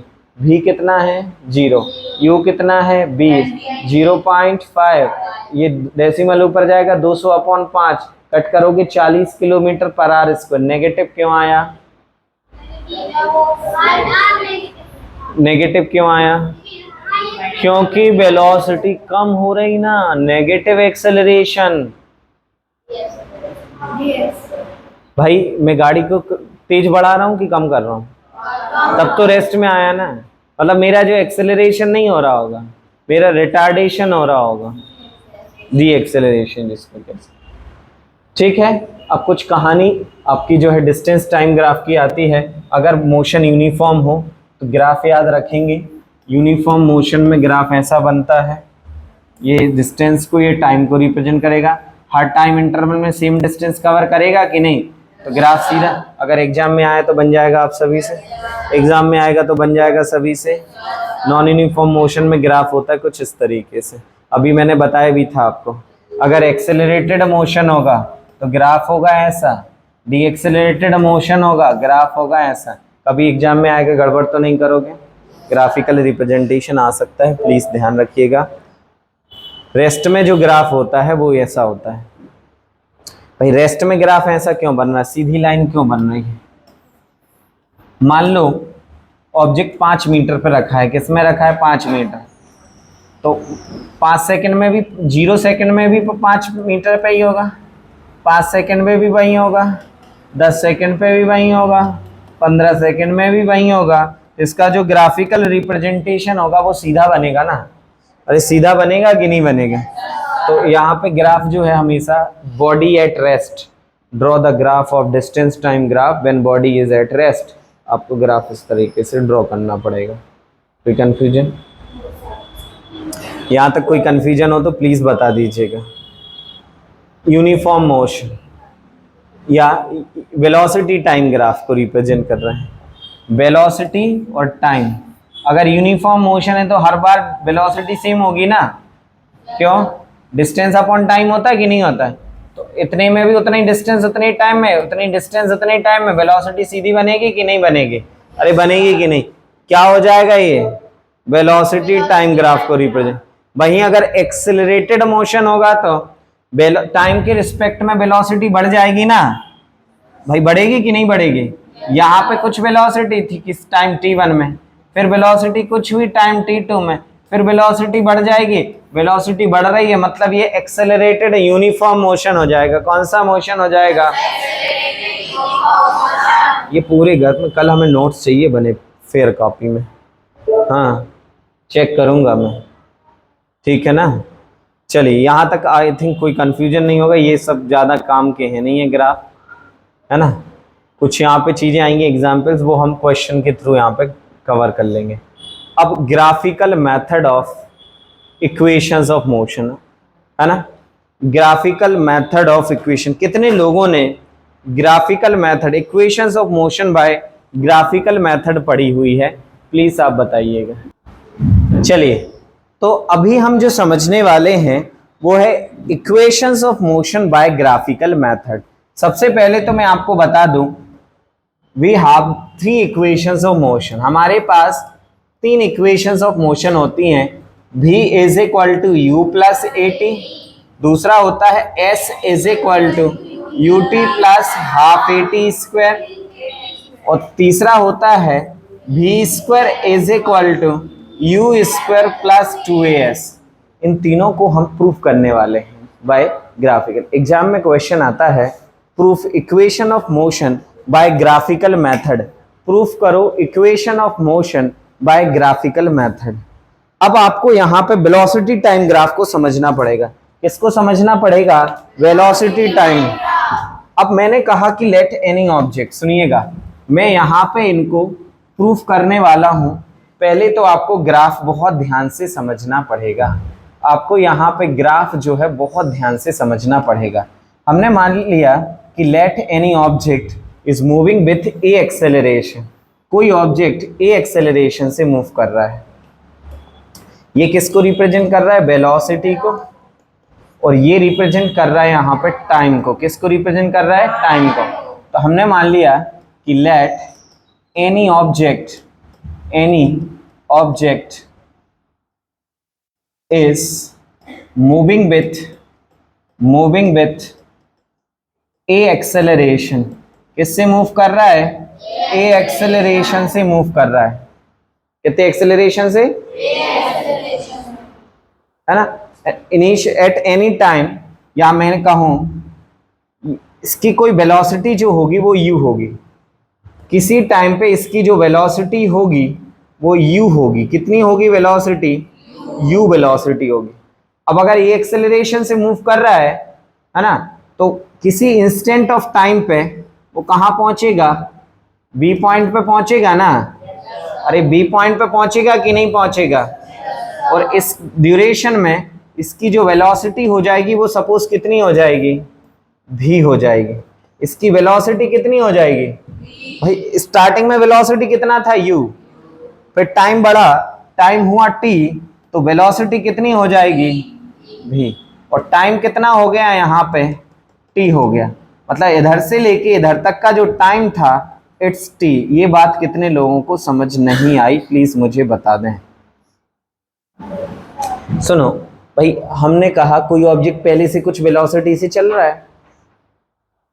एक्सेलरेशन क्या कहता है? What is acceleration? What do you understand by acceleration? Rate of change of velocity. Rate of change का मतलब है टाइम के रिस्पेक्ट में वेलोसिटी में चेंज होना। दीदी यहाँ देख लो, टाइम के रिस्पेक्ट में वेलोसिटी में चेंज होना। तो अब टी टाइम बढ़ा तो यहाँ पे ऑब्जेक्ट ऊपर पहुंच गया ना। अरे हाँ या ना? अगर इसी वेलोसिटी से मूव करता तो ऐसे जाता। वेलोसिटी बढ़ रही है तब तो ग्राफ ऐसे बनना ना। अगर वेलोसिटी कम होती तो ग्राफ ऐसे बनता, नीचे की तरफ। बताया था कि भाई वेलोसिटी बढ़ रही ना, वो वेलोसिटी बढ़ के क्या हो गई? v। वो पहुंचा पॉइंट कहाँ पे? b पे। टाइम कितना हो गया? t। मतलब c नहीं हुआ, c पॉइंट बनाया हमने, टाइम तो t कवर किया इसने। तो अब ग्राफ में देखते हुए हमें कुछ वैल्यूज यहाँ पे लिखनी है, कुछ वैल्यूज यहाँ पे हमें बतानी है ग्राफ में देख के। इस पॉइंट को नाम दे दिया d।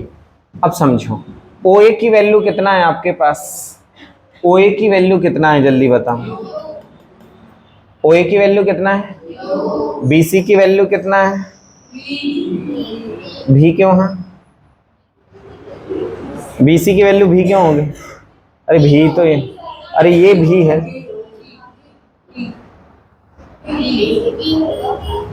पागल, D पॉइंट है अकेला, पॉइंट को रिप्रेजेंट कर रहा है। V मतलब इधर से लेके इधर तक की लेंथ, ये हो जाएगा V। B से लेके C तक की लेंथ कितनी होगी? V को रिप्रेजेंट कर रहा है कि नहीं कर रहा है? और OC की वैल्यू या फिर AD की वैल्यू T। ये T होगा तो ये भी तो T होगा ना? नहीं होगा? और B और D की वैल्यू कितना होगा? B से D की लेंथ कितना होगा? V minus you. केवल एक बंदे ने सही बोला, V माइनस यू। टोटल है V, टोटल है भैया V, इतना है आपके पास U, तो बचा हुआ हो जाएगा V माइनस यू। थोड़ा सा दिमाग लगाओ तभी ये बाकी से अलग होंगे, नहीं तो सब पढ़ रहे हैं, सब स्कूल जाते हैं, सब कोचिंग जा रहे हैं, बनता कुछ ही लोगों से। वो कुछ लोग कौन होते हैं जो प्रॉपर चीज़ों को समझते हैं। तो अब या तो भीड़ का हिस्सा बन जाओ या फिर अपनी एक इंडिविजुअल पहचान बनाओ। वो पहचान कैसे बनेगी? चीज़ों को ध्यान से समझने से, प्रॉपर कंसंट्रेशन से, प्रॉपर क्वेश्चन पूछने से, प्रॉपर घर पे जाके प्रैक्टिस करने से। आप कोचिंग आ गए, आपने घर में कुछ प्रैक्टिस नहीं किया, आप स्कूल गए, स्कूल के बाद घर पे जाके आपने कुछ पढ़ा ही नहीं है, होमवर्क आपने व्हाट्सएप से गूगल से देख के कर लिया, कैसी चीजें समझ में आएंगी? प्रॉपर घर में ध्यान दीजिए, जो नहीं बन रहा आप क्वेश्चन पूछिए, बार बार पूछिए, अपने टीचर से बार बार क्वेश्चन आपको पूछना है, डेफिनेटली चीजें समझ में आए। आपकी एफर्ट आप जितना लगाओगे, आप जब तक ट्राई करते रहोगे, चीजें समझ में आएंगी। एक ना एक टाइम ऐसा आएगा जब चीजें आपको बहुत अच्छे से समझ में आने लगेंगी। तो प्लीज प्रॉपर ध्यान दीजिए, प्रॉपर समझिए, जो कंफ्यूजन है, जो डाउट्स हैं, जो क्वेश्चंस आपसे नहीं बन रहे, जो न्यूमेरिकल्स आपसे नहीं बन रहे, आप आके दूसरे दिन पूछो तो एटलीस्ट कैसे चीजें नहीं समझ में आती। तो प्रॉपर ध्यान से करना है, ठीक है। चलिए आगे बढ़ते हैं, यहाँ पे आप ये समझ में आ गया आपको। अब हम एक एक इक्वेशन करके समझने की कोशिश करते हैं। ये तो हो गया ग्राफिकल रिप्रेजेंटेशन, इतना लिख लोगे। अब फर्स्ट इक्वेशन, एक्सेलरेशन कहता है change in velocity, change in velocity upon time. क्या कहता है बेटा? अब वेलोसिटी में चेंज कहां से कहां में हो रहा है? बी से लेके डी तक में। पहले ऑब्जेक्ट डी पे था, यू वेलोसिटी थी, फिर ऑब्जेक्ट कहां पहुंचा? बी पे, वेलोसिटी कितनी हो गई? भी। चेंज इन वेलोसिटी कौन रिप्रेजेंट कर रहा है? बी डी रिप्रेजेंट कर रहा है कि नहीं कर रहा है? और टाइम कौन रिप्रेजेंट कर रहा है? ए डी, या फिर हम कह देंगे ओसी। ओसी रिप्रेजेंट कर रहा है कि नहीं कर रहा है? चलो भैया, बी डी कितना है अपने पास? भी माइनस यू है, ए डी कितना है? टी है। ट्रांसफर करेंगे A into T is equal to V minus U, तो भी इज इक्वल टू क्या हो जाएगा? कितने लोगों को समझ में आया? B D upon A D, भाई याद रख लो फॉर्मूला। बी का समझ में आया? ओ ए कहाँ है? ओ, हाँ तो ओ ए यू है ना, ओ ए का है? यू है ना, बी सी का है, भी है ना, ए डी क्या है, या ओ सी क्या है? टी है ना, और बी डी क्या है?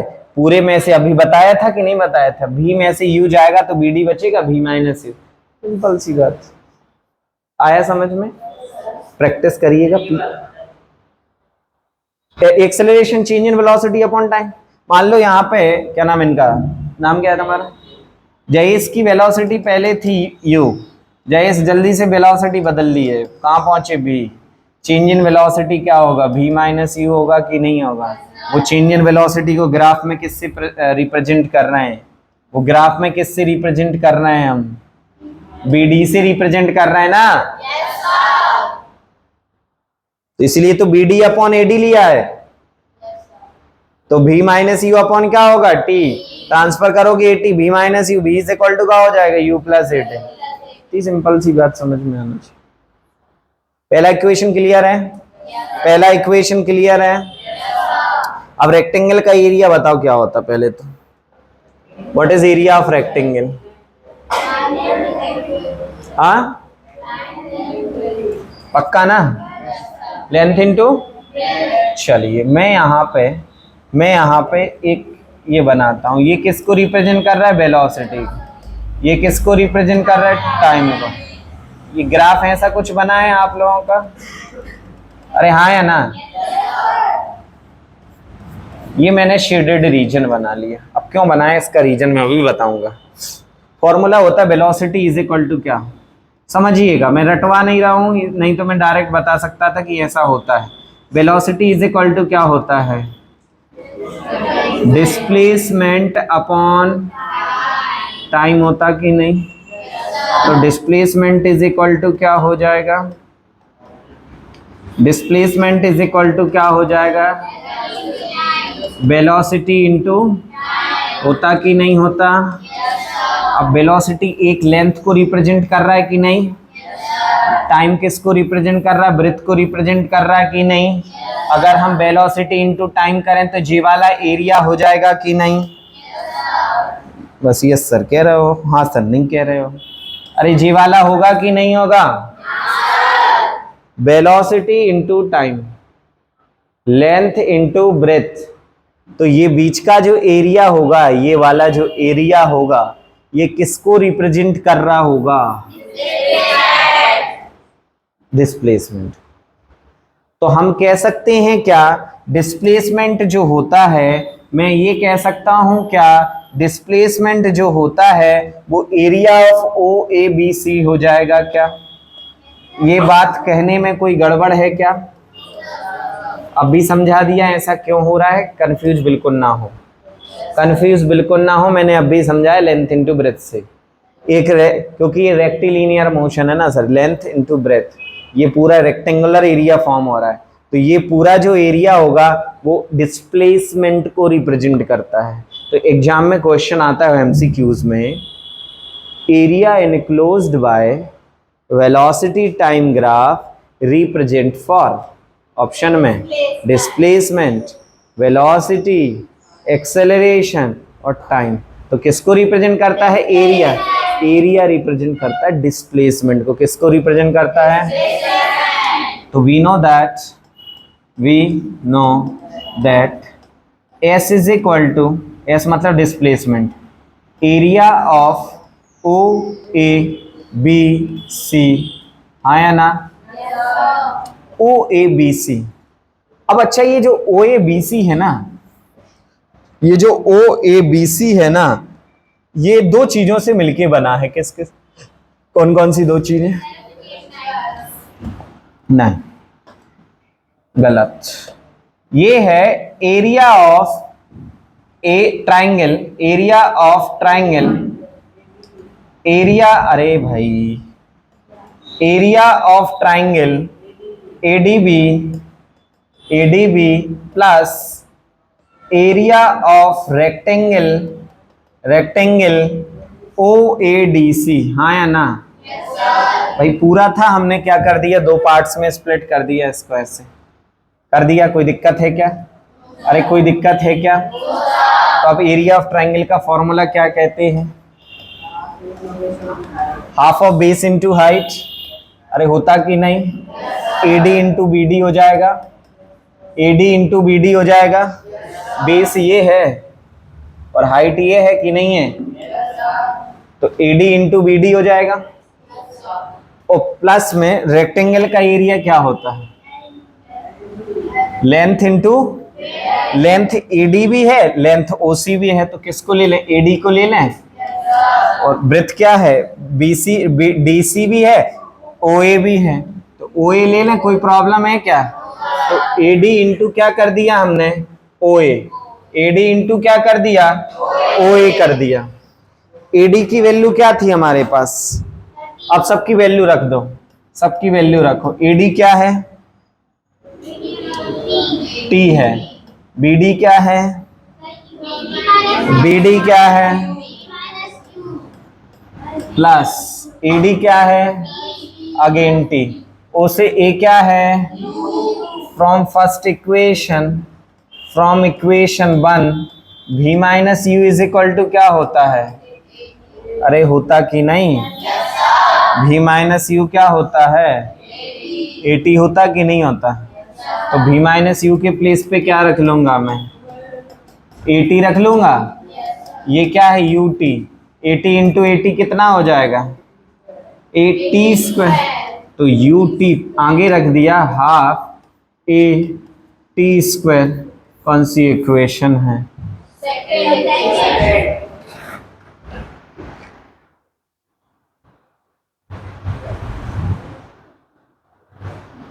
ऐसे क्यों शांत हो गया आप? बड़ा का समझना हूँ, सिंपल सी कहानी समझाई मैंने। एस जो होता है वो एरिया को रिप्रेजेंट करता है। इतनी सी दिमाग लगाओ थोड़ा सा। किसको रिप्रेजेंट करता है? एरिया। पूरा एरिया है। अब एरिया को दो पार्ट में स्प्लिट कर दिया, ट्राइंगल और रेक्टेंगल। ट्राइंगल का फॉर्मूला तो जानते ही नहीं है, क्या होता फॉर्मूला? एरिया। इसीलिए तो नहीं आया समझ। अब तो मैं एरिया ऑफ ट्राइंगल नहीं पता तो कैसे समझ में आएगा? Half of base into height. Base simple है एडी, हाइट क्या है? BD. Area of triangle half of AD into BD कर दिया। और वहीं पे मैं बात करूं रेक्टेंगल का एरिया, तो लेंथ इंटू ब्रेथ होता है। बचपन से पढ़ते आए हो, 5वीं से पढ़ते आ रहा हो, तो लेंथ हो जाएगा, एडी को ले लो या ओसी को, तो हमने एडी को ले लिया। ब्रेथ क्या हो जाएगा? ये पूरी वैल्यूज क्या हैं?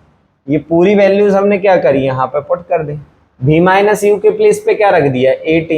ए इंटू टी, एटी क्या होगा? Eighty square. यूटी आगे लिख दिया एटी स्क्वायर, पीछे लिख दिया UT plus half eighty square. अब तो दिक्कत नहीं होना चाहिए ना, अब तो नहीं होना चाहिए ना। घर में 3-3 बार प्रैक्टिस करके आएंगे कल, 3-3 बार, है ना। बनना चाहिए, मतलब बनना चाहिए, सीधा कहानी है। जहां कंफ्यूजन हो वीडियो आपके पास आ जाएगी, 1 बार 2 बार 5 बार 10 बार 50 बार देखो, दोबारा नहीं समझाएंगे, वीडियो की हेल्प लीजिएगा। अभी कंटिन्यू कल से मैथमेटिक्स चलेगा पूरे वीकली, तो आपको बीच में फिजिक्स नहीं पढ़ा पाएंगे, ठीक है ना। अभी हम जिनके पीटी एग्जाम्स हैं उसके पहले एक दिन न्यूमेरिकल सेशन जरूर लेंगे, वो भी 1.5-2 घंटे का सेशन होगा। हम लगभग 20-25-30 न्यूमेरिकल्स वहाँ पर डिस्कशन करेंगे। क्लियर है? क्लियर आया समझ में? आगे आता है third equation of motion. Third equation of motion, चलिए थर्ड इक्वेशन और आसान है भैया। बोलो सर आसान है तो अच्छा है फिर, है ना। तीसरी इक्वेशन में हमें याद रखना होता है S is equal to area of O A B C. ये क्या है? एक ट्रपेजियम है। क्या है? What is area of trapezium? What is area of trapezium?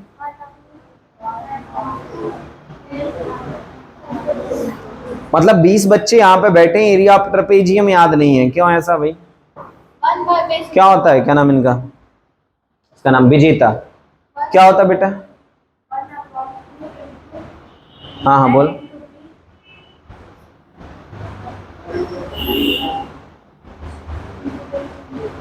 Half of sum of parallel side into height. Area of trapezium कहता है half of sum of parallel side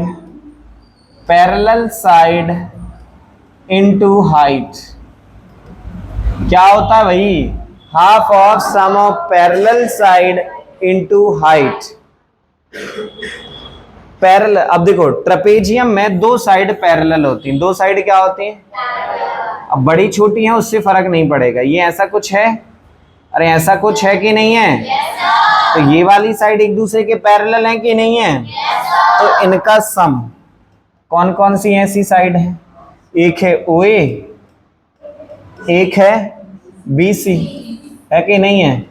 और हाइट होता है इनके बीच की परपेंडिकुलर। अब ये भी हाइट हो सकता है, ये भी हाइट हो सकता है, होता कि नहीं होता? तो OC लिख दें क्या AD लिख दें? AD लिख दे रहे हैं, ठीक है। कोई प्रॉब्लम है फॉर्मूले में? ट्रपेजियम का फॉर्मूला लगाना है थर्ड इक्वेशन। थर्ड मतलब ट्रपेजियम, ट्रपेजियम को फॉर्मूला याद रख। थर्ड इक्वेशन से याद रखना है ट्रपेजियम, ट्राई मतलब 3, trapezium. Third equation area of trapezium से आएगा। सेकंड इक्वेशन, सेकंड मतलब 2, मतलब एरिया को 2 पार्ट में स्प्लिट करना। ये तरीका होता है, कभी कंफ्यूज नहीं आएगा, क्योंकि S तो यहाँ पे भी लगेगा, area of OABC, area S is equal to ABC यहां भी लगेगा। सेकंड में 2 पार्ट में स्प्लिट करना है। सेकंड मतलब 2 पार्ट्स में स्प्लिट करो, ध्यान रखोगे। वहीं अगर हम थर्ड इक्वेशन ट्रपेजियम, ट्राई का फॉर्मूला लगा लो ट्रपेजियम में, half of sum of parallel side into height. Parallel sides क्या हैं? OA है और BC है। OA की वैल्यू क्या होगी? BC की वैल्यू क्या है?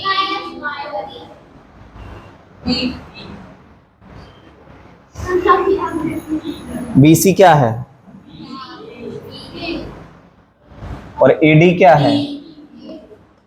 अगर मैं फ्रॉम इक्वेशन 1 से बात करूं, फ्रॉम इक्वेशन 1 से बात करूं, from equation 1 V minus U is V is equal to U plus AT। अरे V is equal to U plus, तो V minus U is equal to AT। तो V minus U upon A is equal to क्या हो जाएगा? तो इस T के place पे V minus U upon A रखना है। क्या रखना है? V minus U upon A। क्या रखोगे? तो इस T के प्लेस पे ये इक्वल किसके चल रहा है? S के। Half of V plus you, T के प्लेस पे V माइनस यू अपॉन क्या होगा? A। 2A और S ट्रांसफर होगा तो हो जाएगा 2AS, A plus B, A minus B, A square minus B square. या तो इसी को लिख लो या थोड़ा और इजी बनाने के लिए v square is equal to U square plus 2as, जे भी बात वही है, जे भी बात वही है। कितने लोग तीनों इक्वेशंस को ड्राइव कर लेंगे? ठीक है, बनेगा। घर पे 2 बार प्रैक्टिस, ज़्यादा नहीं करना, मात्र 2 टाइम आप प्रैक्टिस कर लीजिएगा तो चीज़ें बन जाएंगी। काफ़ी हद तक चीज़ें जो हैं आपको समझ में आ जाएंगी, है ना। 5 मिनट इनको देख लो, फिर एक टॉपिक और बचा है उसको भी हम जो है, चलिए। तो आप लोगों ने यहाँ पे इक्वेशंस ऑफ मोशन सॉल्व किया और आई होप कि आप लोगों से बन भी जाएगा। अब हम यहाँ पे नेक्स्ट टॉपिक डिस्कशन करेंगे, it's a uniform circular motion. अभी जो हमारा टॉपिक था हमने मोशन के हिसाब से चीजें पढ़ी थी, अब हम यूनिफॉर्म सर्कुलर मोशन की बात कर रहे हैं। देखिए, यूनिफॉर्म सर्कुलर मोशन होता है जब कोई ऑब्जेक्ट किसी सर्कुलर पाथ पे equal distance equal interval of time में कवर करे। मैंने यहाँ पे बोला, मैंने यहाँ पे सपोज बात करी कि ये क्या है, सर्कुलर ऑर्बिट, सर्कुलर पाथ है। इस सर्कुलर पाथ पे कोई object equal distance her equal interval of time में कवर कर रहा है। मतलब कहने का ये है कि इसका जो मोशन होगा वो क्या होगा, uniform circular motion. If a body moving a circular path with uniform speed का मतलब है equal distance in equal interval of time. किससे मूव करें, यूनिफॉर्म स्पीड से मूव करें। तो यूनिफॉर्म स्पीड तो होगी, बट अगर हर पॉइंट पे देखें वेलोसिटी जो कि टेंजेंशियली हर पॉइंट पे अलग अलग हो रही कि नहीं हो रही, मतलब हर पॉइंट पे, इस पॉइंट पे देखो वेलोसिटी यहाँ पे है, इसमें इस पे इस डायरेक्शन में, यहाँ पे है, यहाँ पे है, तो वेलोसिटी क्या हो रहा है बेटा, चेंज हो रहा है। तो यूनिफॉर्म सर्कुलर मोशन एक एक्सेलरेटेड मोशन भी होता है।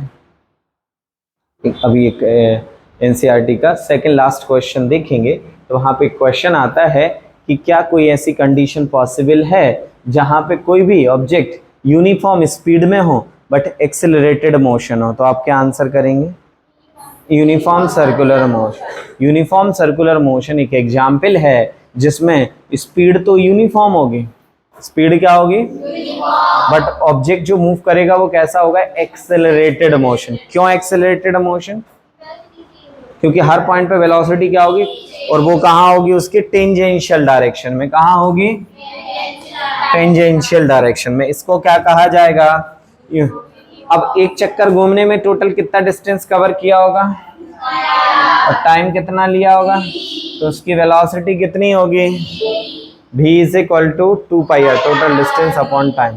तो this is a uniform circular motion. इतना जरूर ज़्यादा कुछ 2-3 चीज़ें और यहाँ पे याद रख सकते हो, जैसे what is time period, the time taken by object to complete 1 revolution. Time taken by object to complete 1 revolution, एक चक्कर लगाने में ऑब्जेक्ट को जितना टाइम लगेगा उसको कहा जाएगा time period of the circular motion. अगर वहीं फ्रीक्वेंसी की बात करें तो क्या होता है frequency, what is frequency of circular motion, number of revolution, मतलब कितने चक्कर एक सेकंड में लगाते हैं, number of revolution in a second, number of revolution in a second is known as frequency. वैसे ये काम की नहीं, आगे 11th-12th में आते हैं ये सब चीज़ें, तो आई होप कि यहाँ पे समझ में आ जाएगा। कुछ क्वेश्चंस दिए गए हैं, है ना, आप स्क्रीनशॉट ले लेना लास्ट में वहाँ से देख के। इन क्वेश्चंस को एक बार थोड़ा सा देखना, बहुत इजी है वैसे। Define motion, what is the slope, distance, time graph, distance is a scalar quantity, vector quantity by, displacement is a scalar quantity और vector, average speed, difference between speed velocity. वहीं शॉर्ट क्वेश्चंस में देखें तो कुछ numericals अपन ने जो किए थे उसी टाइप के क्वेश्चंस हैं। यहाँ पे एक न्यूमेरिकल, दूसरा, तीसरा, what is the difference between uniform linear motion and non uniform circular motion, difference between distance and display। कितने लोग कर लेंगे यहाँ पे लॉन्ग क्वेश्चंस में, derive equations of motion as a graphical method, long question अब भी कराया कि नहीं, मतलब हर क्वेश्चन आपसे बनेगा। What do you mean by uniform circular motion, ठीक है ना, कार ट्रेवल 30, ये बनी जाएगा। Convert speed 50 kilometre into metre per second, 6 metre per second into kilometre per hour, कितने लोग कर लेंगे भाई, बहुत डिफिकल्ट चीज़ें नहीं है। आपको किस ऑप्शन कौन सा क्या रिप्रेजेंट कर रहा है बताए थे सब ग्राफ, ये सब ग्राफ बताए थे। चले, और इनके आंसर्स भी इसमें दिए गए हैं इसके आपको, और MCQs क्वेश्चन सबसे अच्छी चीज़ है। और ये पूरी चीज़ें आपको क्या होंगी, आपको एक मतलब एक आध हफ्ते के अंदर ये पूरे नोट्स फॉर्म में मिल जाएंगे। तो आप बार बार जितनी बार पढ़ना उतनी बार पढ़ लो, वीडियो आपके पास है, जितनी बार वीडियो देखना देख लो, ठीक है। Thank you so much, I hope कि मज़ा आया होगा पढ़ने में, 2 घंटे पता नहीं चले होंगे, है ना। तो